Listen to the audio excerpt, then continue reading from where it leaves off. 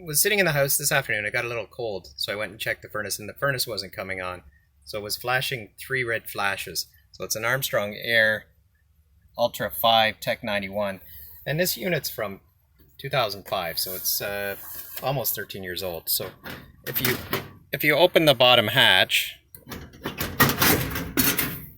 you can see there's the board. It's a little shaky. There's the board, and right down there, there's a little red light, and the red light will flash your error codes. And so if you go over to the panel on the back of the Armstrong panel, if you flip that over, you get a clear shot of that, you can see the error codes. And so 3 flashes means the pressure switch is open with the inducer on. If you go back to the unit, I'll just show you the model number of the unit there, close up. If you go back and you research what that is, that means that in order for everything to fire and everything to come on, there's a lot of fail-safes in place. So if it doesn't sense, if the igniter's broken, which is the most common one, is that it'll start to fire. First of all, the fan's got to come on.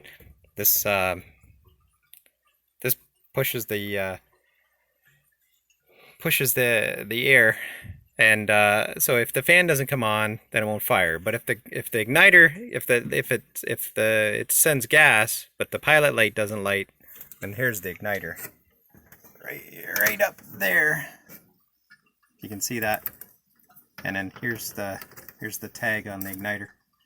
You can see the part number there.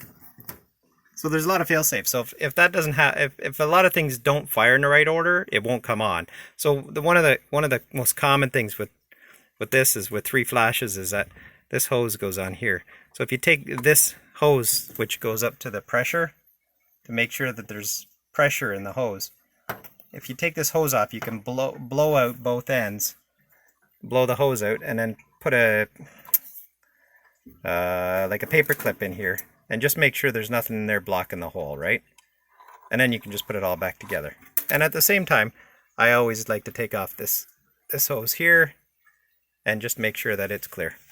And one of the things that always happens with your furnace is your furnace always dies in the middle of winter. So I always keep a motherboard, I guess it's called a furnace board, on hand, as well as I always keep an igniter switch, and I actually have 2 extra igniter switches because they always blow on a Saturday afternoon after everything closes and you can't get parts until Monday or Tuesday and you can't get anybody to fix.